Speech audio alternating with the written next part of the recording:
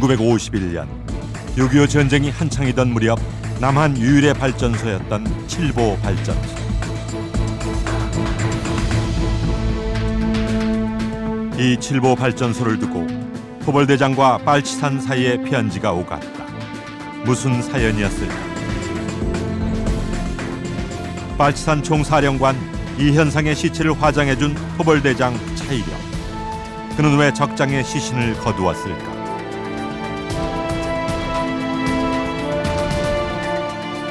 이 모든 이야기가 차이력의 진중기록에 담겨 있다.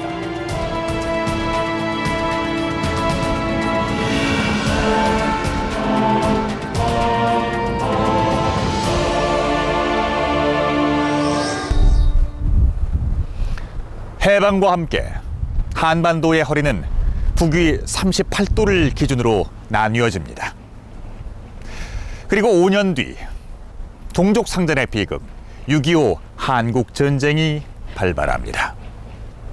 이 전쟁에서 한국군 22만 7천여 명이 사망했고 1만 3천여 명의 경찰이 희생당했습니다. 그런데 이 중에서 많은 경찰이 희생당한 곳은 최전선이 아니었습니다. 당시 최전방에서 멀리 떨어진 한반도의 내륙에선 또 다른 전쟁이 벌어지고 있었습니다. 바로 빨치산과의 전투가 그것이었습니다. 이 전쟁은 한국전쟁이 끝나고 난 뒤에도 2년이나 더 끌었을 만큼 치열하고도 끈질긴 싸움이었습니다. 여기 이 모든 과정을 기록한 한 사람이 있었습니다. 빨치산 토벌을 목적으로 장설된 전투경찰 제18대대장이었던 차이력입니다. 그는 전주, 고창, 정읍 등 빨치산과 교전이 가장 치열하게 벌어졌던 한반도의 서남북권과 지리산 일대에서 빨치산 토벌 작전을 수행하며 이 작전이 끝날 때까지 모든 것을 기록으로 남깁니다.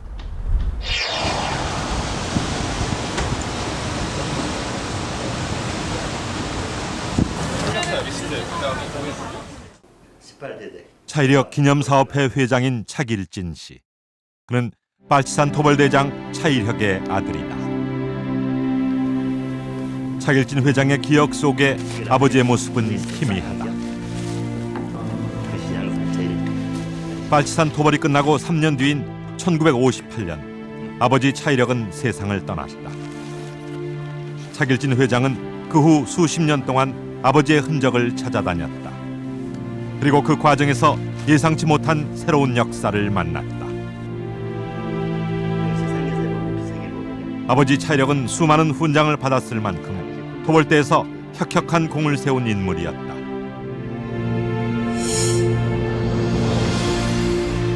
하지만 아버지가 남긴 것은 그뿐만이 아니었다. 이것이 이제 중요한 요소인데 진중기록. 차이력 대장이 직접 쓴 전투 일기다. 차이력 부대와 함께 다녔던 종군 기자 김만석 씨가 보관하다 차길진 씨가 고등학생 때 전해받은 것이다.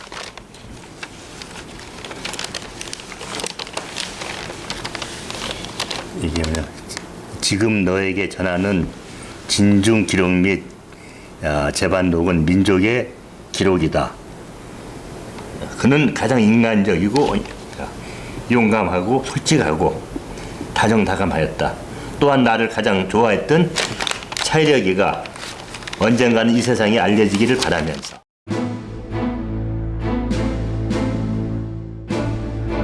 여기에는 그동안 알려지지 않았던 빨치산 토벌사가 담겨 있다. 1950년 6월 25일 새벽 4시 6.25 전쟁이 발발한다. 북한군에 밀려 낙동강 전선까지 후퇴했던 국군은 연합군의 인천 상륙작전으로 2달 만에 서울을 수복하는 데 성공한다. 하지만 그해 겨울 중공군의 인해 전술에 밀려 다시 38선 이남까지 후퇴한다.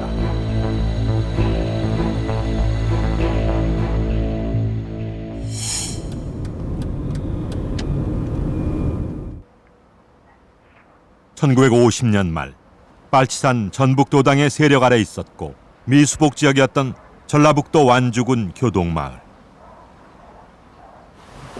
여기 어때 편한 것 있냐? 국군도 경찰도 들어오기 전에 마을을 장악한 것은 빨치산이었고 그 흔적은 지금도 남아있다. 어디요? 그중 하나가 마을 입구의 보호수다.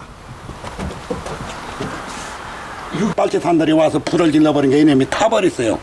소 먹을 거 탐선 타버린 게로 이제 절반 타버렸어요. 근데 이제 오래된 게 이놈이 자꾸 잎이 젖지 않아요.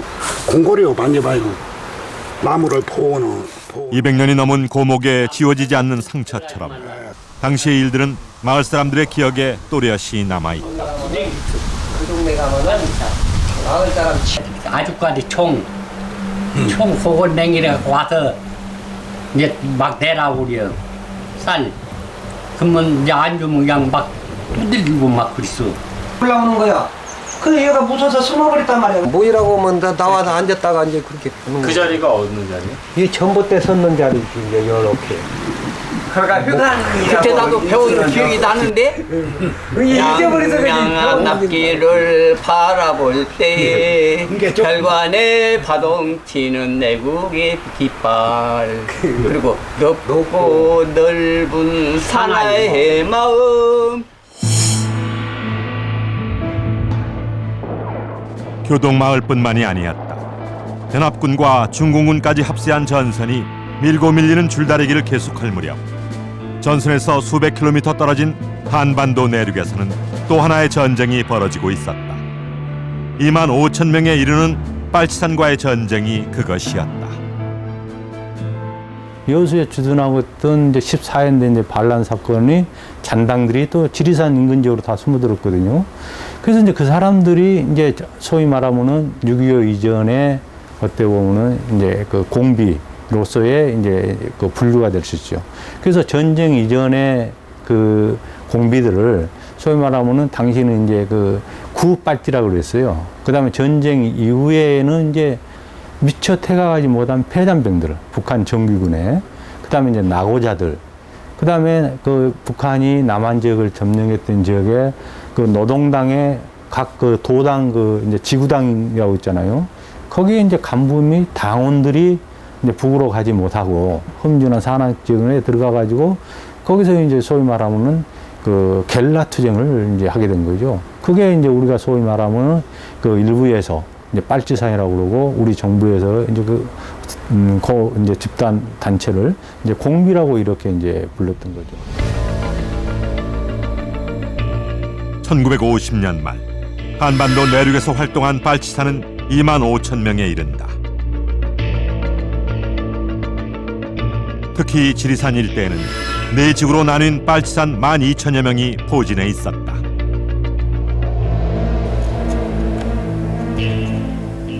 빨치산 부대들은 대체로 자기 구역을 지키고 일시적으로 자기 구역을 떠난다 해도 곧 자기 지역으로 돌아오려는 성향이 강해서 토벌이 쉽지 않았다.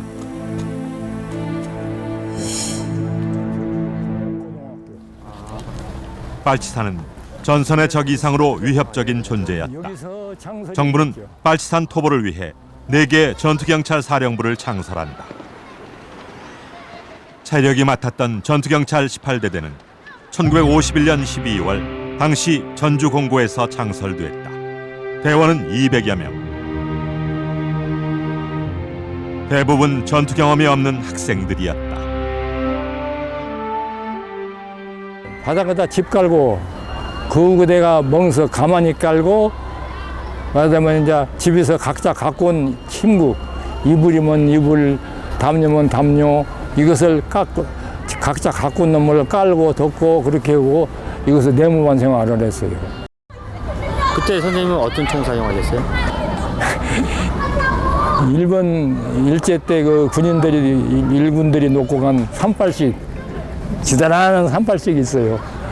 그걸 지급받았는데 탄알은 처음 지급받고 탄알 30발. 인민군들한테 노획은 그 딱궁총, 여기서 얘기해주면 딱궁총. 그러면 구구식, 일제 구구식 이런 걸 일시씩 주장비했어요. 상황은 열악했지만 차이력 대장의 각오는 비장했다.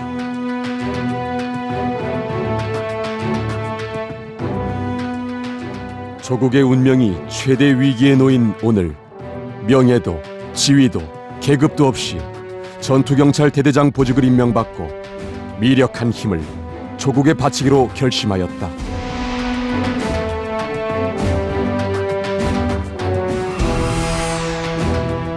(18대대가) 첫 출동 명령을 받은 곳은 회문산에 근거를 둔 빨치산 전북도당이 전주와 통하는 길목에 위치한 구이면이었다. 훈련 일주일 만에 내려진 첫 토벌 임무. 이미 주변 고지들은 모두 빨치산이 장악하고 있었고 빨치산들은 주민들을 동원해 토벌 대와의 교전을 준비해 놓고 있었다. 안에가 들어있어요. 여기가 이게 한지 이게 하나가 다 미끄져서 그래요. 아, 이 자리가요? 네. 60년이 넘은 빨치산의 흔적. 참호는 세월에 묻혔지만 주민들의 기억 속에는 또렷하게 남아있다. 여기 저는 건너서 저쪽으로 이제 이렇게만 나올 정도로 팠어. 이게 뭐 그냥 그런 뭐 저기서 군인들이 저렇게 가잖아. 앉아버리면 몰라버리지. 예? 그런 상태로 이게 판 거야 이렇게. 얼마나 됐습니까, 길이가? 거제 멀리 팠지 다 팠지. 몇 메타라고 여기서 정할 수가 없어. 여기 밑인 마을 그 마을에서부터 좌우 염암 운항까지 그냥 다 그렇게 다 팠으니까 그럼 운항까지는 여기서 한 몇 킬로 정도 되나요? 여기서 운항까지 8km 이상 될 걸. 그럼 한 10킬로 이상은 팠다고 봐야 되는 거지? 당시 빨치산들은 산을 근거지로 삼아 신출 귀몰하고 있었다. 그들은 소부대로 쪼개져 움직였고 게릴라전에 능했다. 게다가 대부분 전문적인 군사 훈련을 받은 대원들이었다.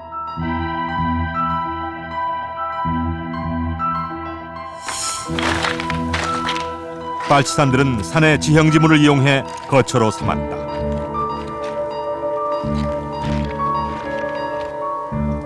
실제 빨치산들이 지냈던 사령관 계곡. 계곡 깊은 곳에 자리한 이 자연동굴이 빨치산 사령관의 은신처였다. 얼마 전 지리산 한바골에서 발견된 빨치산의 또 다른 비밀 은신처 역시 깊은 산속에 자리하고 있었다. 은신처에서는 총알, 부상자 치료를 위한 주사약은 물론 통신에 이용했던 전선과 인쇄를 위한 등사기, 아직도 마르지 않은 잉크 등이 발견됐다.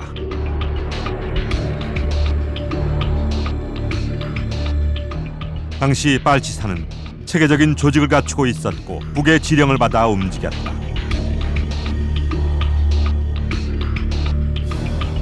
지령을 내리는 최고 사령관은 북한의 김일성이었다. 김일성의 전술은 배합 전술 아니에요. 정규전과 비정규전. 다시 말하면 정규전은 우리 국군하고의 전선에서의 이제 싸움, 전투. 그다음 후방에서는 비정규전. 다시 말하면 이제 공비들 겔라 활동을 위해서 후방에 정신이 없다면, 그러니까 전방에 대한 지원을 할 수 없도록 이렇게 이제 하는 거죠. 그래서 이제 스스로 이제 무너지게 하는, 붕괴시키는, 전력을 약화시키는. 만약에 그 전선에서 싸우기도 우리 군이 힘든데 만약 후방에서 하면은 그걸 또 토벌해야 되잖아요. 실제로 우리도 전방에서 2개 사단을 빼가지고 그 토벌했잖아요. 적은 전북 도당 사령부를 회문산에 두고 인근 전주, 완주, 임실 등에 각 시군당과 면당을 설치하고 기포병단, 번개병단의 명칭을 가진 우수한 병력이 주변에 잠재하여 전주시를 위협하고 있다는 것이다.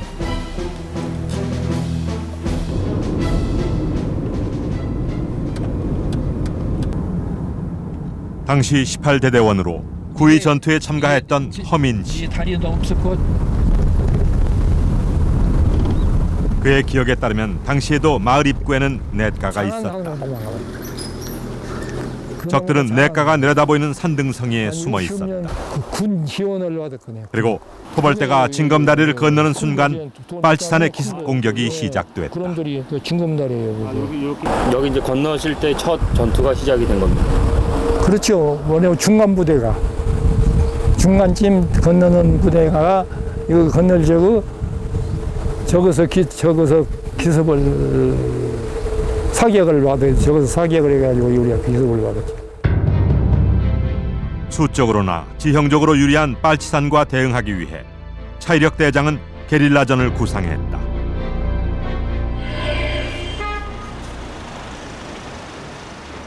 당시 전투 과정과 결과는 차이력 대장의 기록을 바탕으로 전북일보에 실렸다.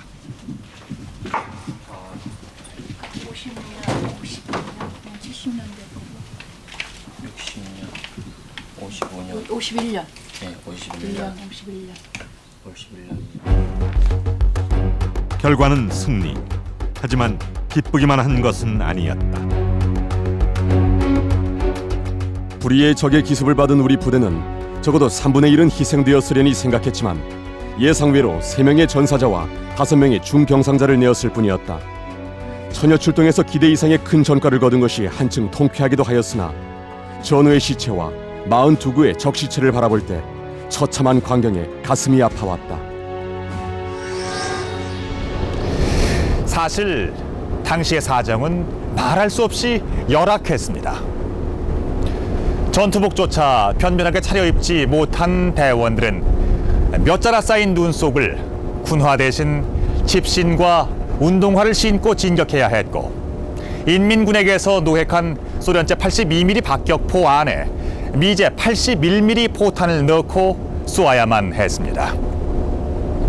모진 추위와 열악한 장비, 그리고 제대로 훈련조차 받지 못한 대원들. 하지만 그보다 더 힘든 일은 동족에게 총구를 겨누는 일이었습니다. 전사한 빨치산을 보고 처참한 광경에 가슴이 메따른 차이력 대장의 기록은 당시 빨치산 토벌에 참여했던 사람들의 마음이기도 했습니다. 이렇게 첫 전투를 마친 18대대원들은 빨치산 토벌 역사에서도 기적이라 불리는 다음 전투를 위해 다시 다음 전선을 향해 떠납니다.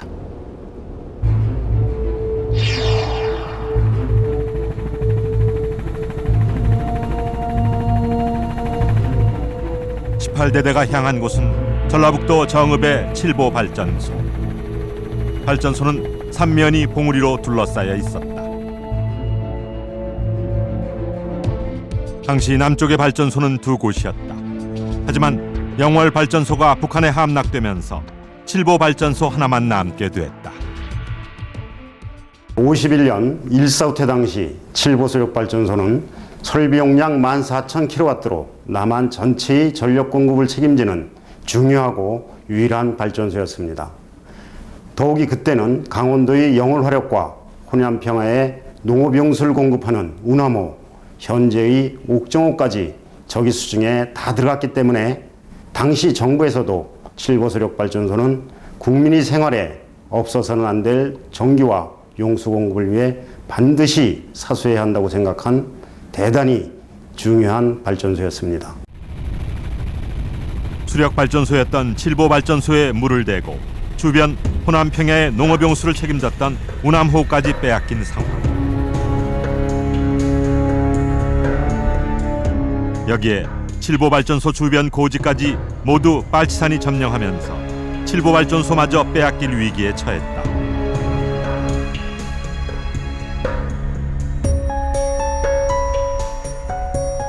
빨치산 역시 칠보발전소는 양보할 수 없는 사안이었다. 당시 빨치산 간부 최태환의 회고다. 제가 호위병을 데리고 단독 병을 치료하기 위해서 임실군 임실읍 독산리란 거기 이제 깊은골이란 그 지명이 있습니다. 거기서 옛날에 숯가마 터에서 둘이 은신하고 있었는데 빨치산 지휘부 회의가 소집됐다. 회의 안건은 칠보발전소 점령 방법을 찾는 것이었다. 이를 위해 일대 빨치산들은 칠보발전소 주변의 고지를 먼저 점령하고 칠보발전소를 포위했다.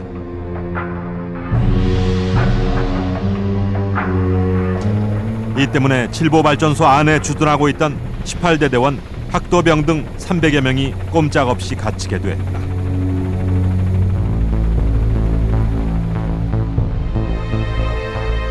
상황은 급박하게 돌아갔다. 1월 10일쯤 배들이 거기서 완전히 칠보발전소 점령을 해버렸어요. 그래서 칠보발전소에서 활동하는 사람들도 건물 바깥에 나가서 활동을 못하니까 밥도 못 오고 뭐 여러 가지로 어려웠죠. 그러니까 3일간을 밥이 안 올라오니까. 칠보발전소 탈환 임무는 18대대에 맡겨졌다. 차 대장은 18대대 남은 병력을 이끌고 칠보로 향한다. 쓸 수 있는 병력이 차이력 부대 105명, 18대대 105명밖에 없었습니다.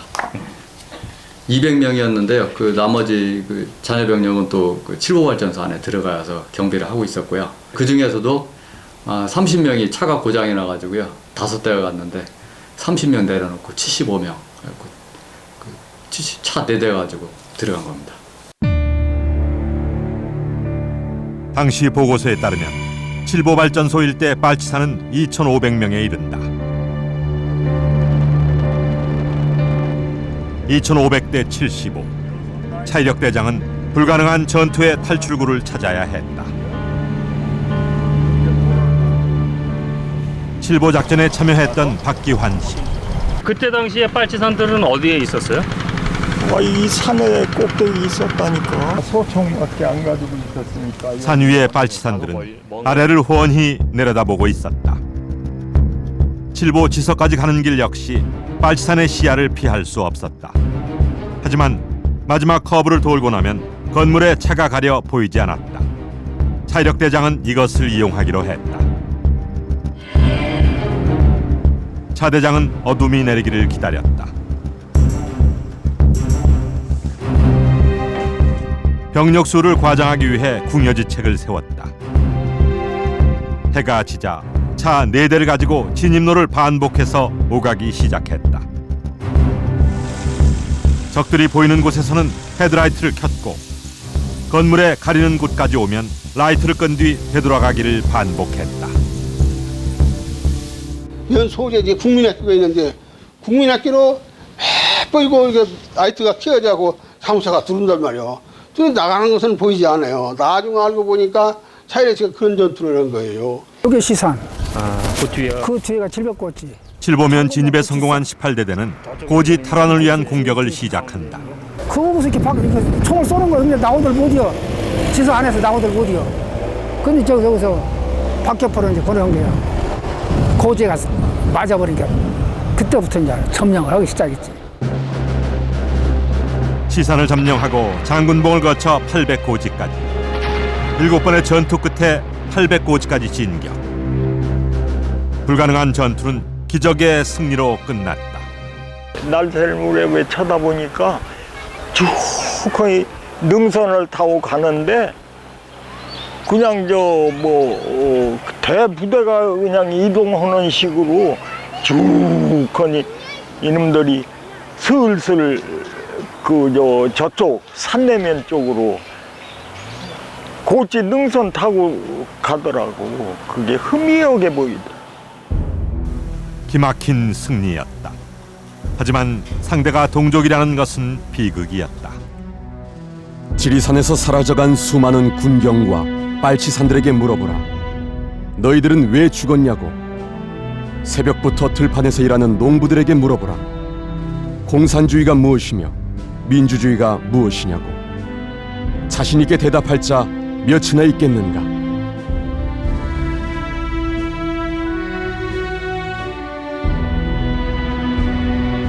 토벌의 끝은 보이지 않은 채 칠보발전소를 중심으로 한 정읍 일대 토벌 작전은 50일간 계속됐다.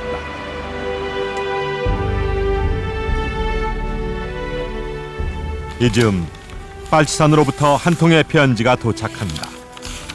허심탄회하게 만나보자는 제안이었다. 왜 이런 편지를 보냈던 것일까? 당시 편지를 보낸 최태환은 후에 민족의 자산인 칠보 발전소를 보호하기 위한 제안이었다고 밝혔다.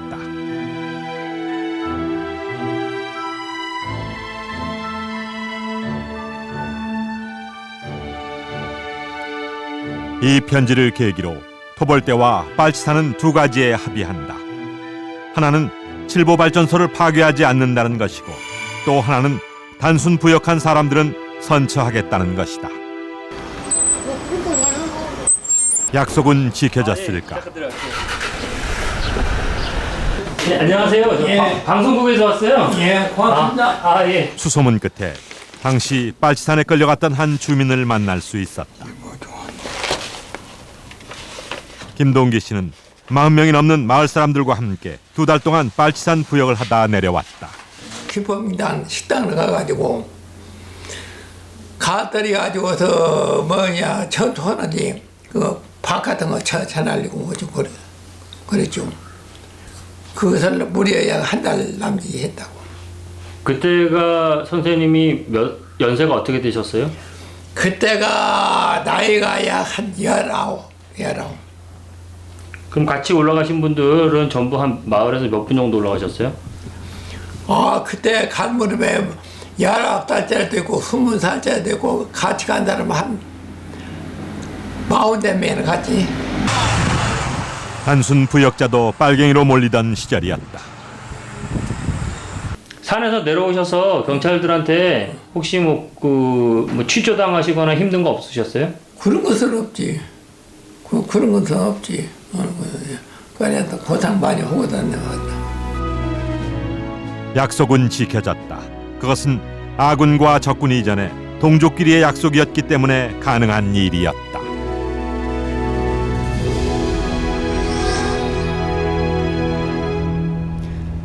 칠보 전투는 105명의 토벌대가 2000명의 빨치산을 상대로 승리를 거두었다는 기적 같은 전투로도 그 의미가 있지만, 우리가 더욱 주목할 것은 국가의 중요 시설을 파괴하지 않기 위해 적군과 아군이 서로 노력했다는 것입니다.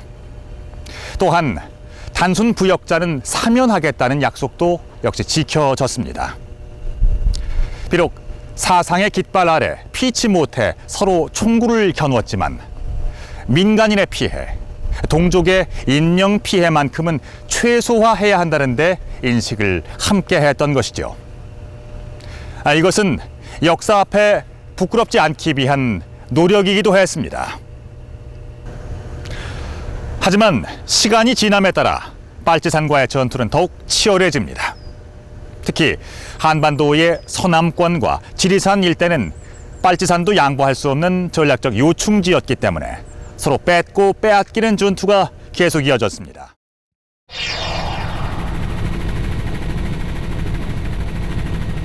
전남 담양과 전북 순창의 경계에 위치한 가막골은 빨치산 최대 본거지 중 하나였다.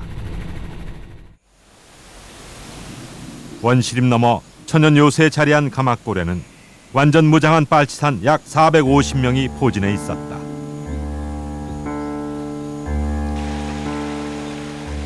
서울 수복 1년이 지나도록 가막골에 발을 들여놓지 못하고 있던 군병은 전남북 합동작전을 펼쳤다. 가장 먼저 가막골에 도착한 차이력은 가막골의 모습에 놀라지 않을 수 없었다.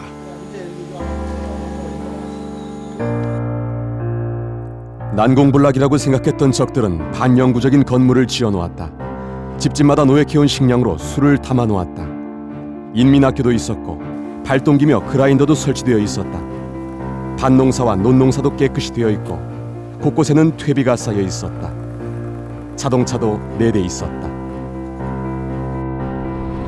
전쟁 초기 빨치산들은 자신감에 차 있었고 주민들 포섭에 총력을 기울였다. 빨치산이 특세했던 무주구천동. 조승윤 씨도 빨치산과 반년을 지냈다. 근데 가들이 교육은 참 잘 받았어요. 철저히 교육은 시키도 내다보냈어요.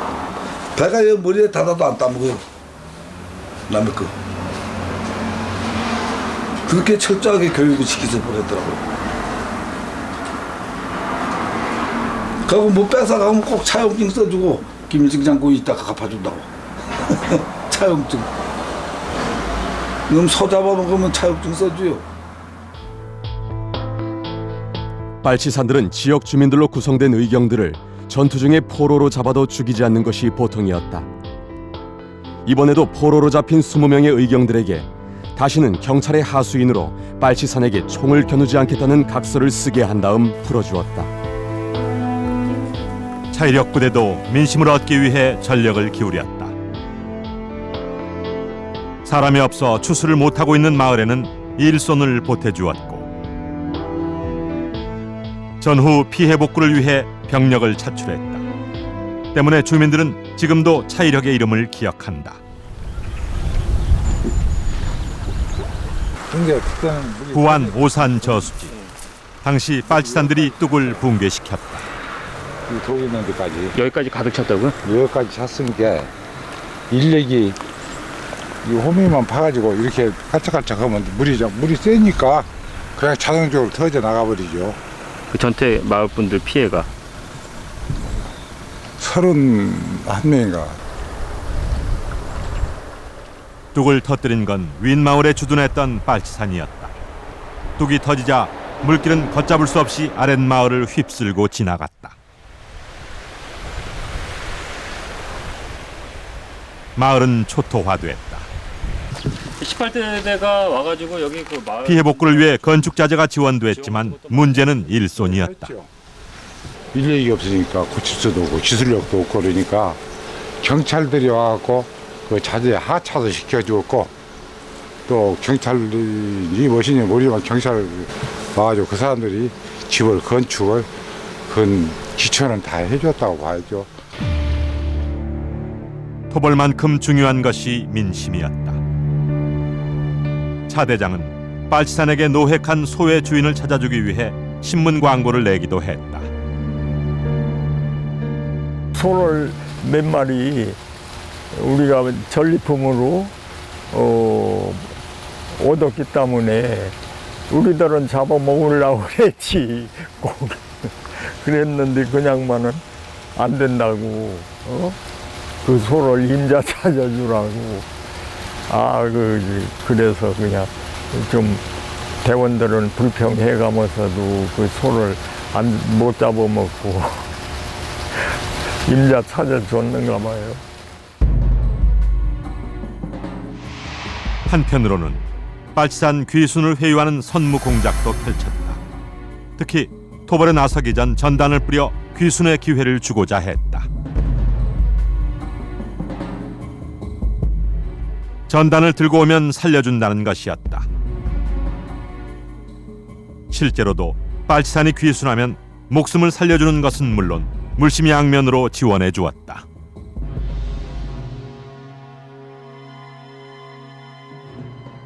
내가 그것은 삐라를 만들었으니까 삐라를 가지고 오는 사람은 누구든지 살려준다.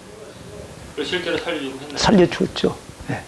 그 사람들을 뭐 취사병으로도 시키기도 하고 나중에는 일정 기간 훈련을 해가지고서는 전투요원으로 참가도 시키고.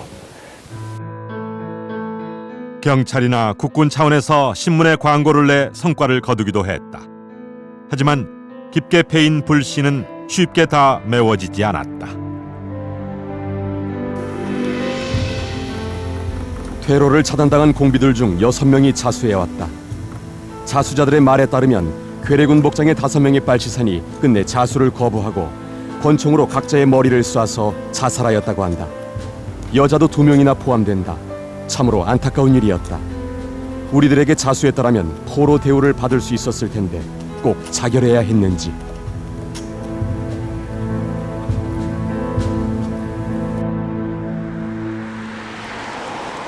내륙의 전쟁으로 깊은 상처를 입은 고창의 한 마을. 다른 마을 사람들은 아직도 그때 일을 함구한다. 소좀 쐈다. 내가 말을 안 해. 18대대가 두 번째로 심원면에 출동하던 날이었다. 어르신 예전에 그 6.25 전쟁 18대대 중대장 한 명이 윗마을 주민들을 몰살하는 참사가 벌어진다. 여기 사셨어요? 여기 혹시 그때 그 마을 분들 한 몇 분 정도나 돌아가셨어요? 그때? 네. 50분도 더 들어가겠지? 50분요? 네. 그때 누가 우리 알동에 사는 이름이 한강 보는지 잘 모르겠지. 윗마을 출신 빨치산이 아랫마을 군경 가족들을 몰살한 직후에 생긴 두 번째 참사였다. 김중대장은 빨치산에게 가족이 희생돼 복수를 한 것이라고 했다. 복수가 복수를 부른 비극이었다. 내가 직접 그 사람 하는 걸 봤어요. 소대원을 데리고 올라가더라고. 그 뒤로 올라가고 어쩌고 하더니 안 내려오는 거야. 그러더니 나중에 이제 소대원들하고 주우커니 와서 그 소대원들이 그러더라. 아이 비참하다고 말이야. 아이 여자들이고 뭐고 막 일정세 호흡하는 거 있잖아요. 거기다 주국 세워놓고 직결 처분한다고 사살하고 내려왔다 이거야. 금구치소에서 만나게 됐죠.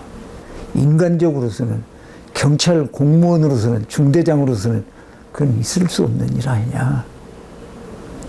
가서 회개하고 그래서 복역 잘하고 만약에 네가 사형이 된다고 하더라도 원망은 말아라. 네가 저지른 일이니까. 한 마을에서 빨치산이 군경 가족을, 경찰이 빨치산 친인척을 몰살한 비극. 60년이 지났지만 기억은 아직 다 지워지지 않았다.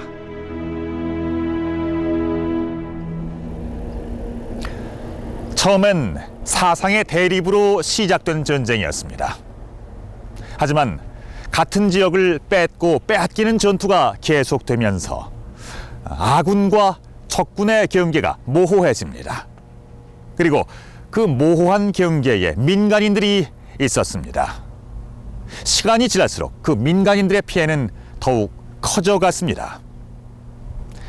차이력 대장과 18대대는 민간의 안전을 위해서 경찰이 존재한다는 사실을 잘 알고 있었고 적과 포로를 배려하기 위해서 노력했지만 전쟁은 광기로 치닫고 있었습니다.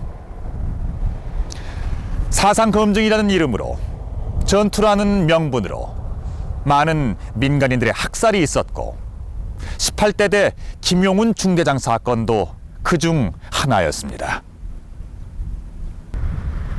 가마골을 잃은 빨치산들은 타격을 입고 무주를 중심으로 세력을 재편성합니다. 지리산과 덕유산을 연결하는 무주는 김일성의 지령을 받고 난파된 육지대와 빨치산의 수뇌부 이현상의 직속부대인 57사단의 조우가 예정되어 있는 곳이었습니다. 무주로 간 18대대는 빨치산 육지대를 섬멸하는 데 성공한다. 하지만 57사단은 여전히 건재했다.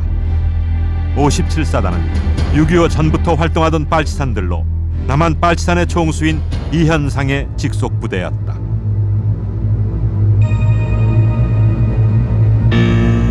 남부군 총사령관 이현상은 1948년부터 빨치산 활동을 시작한 인물이다.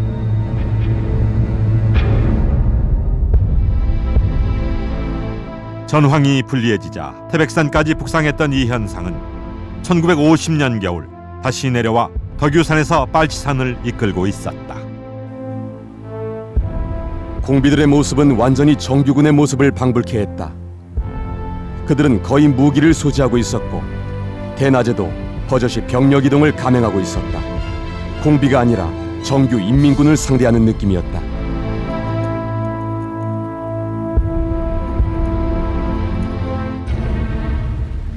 전쟁 중이던 1951년 12월 남한 내륙에 비상계엄이 선포된다. 빨치산 토벌을 위해서였다. 대대적인 공비 토벌을 위해 지리산 야전사령부가 구성됐고 한 달 이상 계속된 합동작전으로 빨치산 세력이 급속하게 줄어들고 있었다. 1952년 1월 한반도 중남부 12곳에 분포하고 있던 빨치산의 수는 4,700여 명. 10달 뒤에는 1,300여 명으로 줄어든다. 이즈음 전라도 지역 빨치산 토벌 과정이 세계적인 보도사진 잡지 라이프지에 실린다.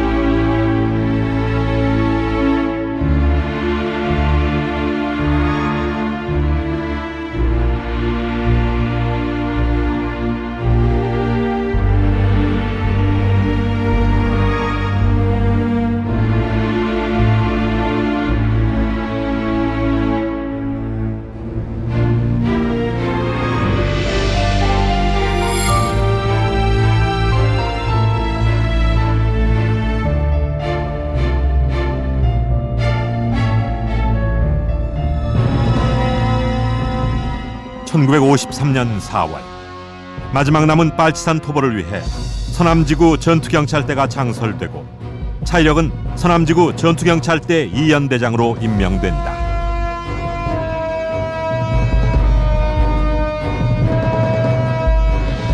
이어서 휴전협정이 이루어지지만 빨치산과의 전쟁은 계속됐다.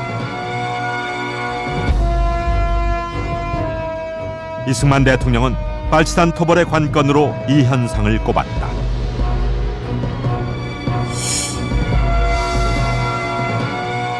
(1953년 9월) 이현상의 거점을 확인한 차이력 부대와 군경은 빗점골로 향한다.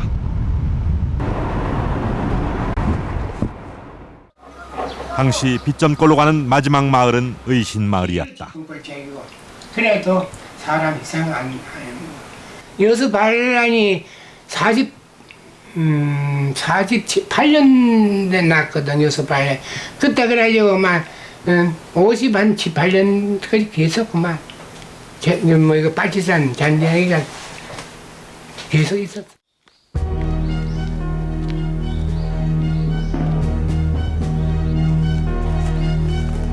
빗점골은 의신마을에서도 40분을 더 올라가야 하는 지리산 깊은 곳이다. 51년 9월 17일 밤 이곳으로 군경이 총 출동한다. 포로에게 입수한 정보에 의하면 이현상은 평당원으로 강등되고 호신병도 없이 은신하고 있는 상태였다.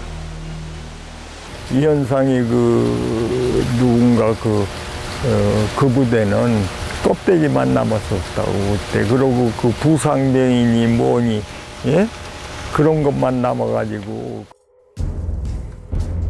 빗점골 주변은 1,000m 이상의 험준한 산세가 이어져 작전이 쉽지 않은 곳이었다.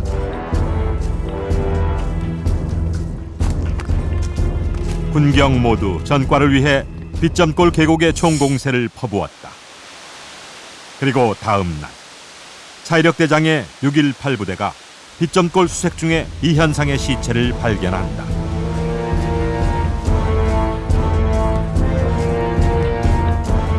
이현상의 시신은 서울로 옮겨져 창경원에서 일반인에게 공개됐다.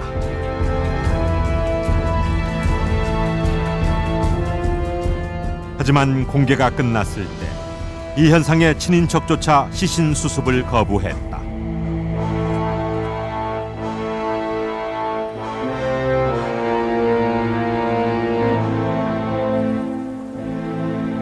차이력은 그 시신을 거두어 징계를 무릅쓰고 섬진강가에서 화장 장례를 치러주었다.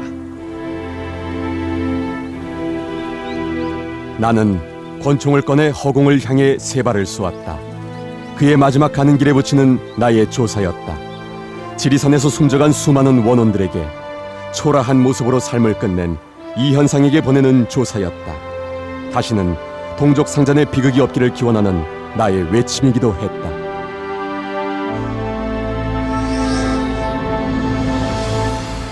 한반도의 남서쪽 내륙에서 계속됐던 빨치산과의 전투는 휴전이 선언된 뒤에도 2년 동안이나 계속됐고 1955년 빨치산 토벌 작전이 종료된 뒤에야 진정한 평화가 찾아왔습니다. 하지만 그 대가는 혹독했습니다.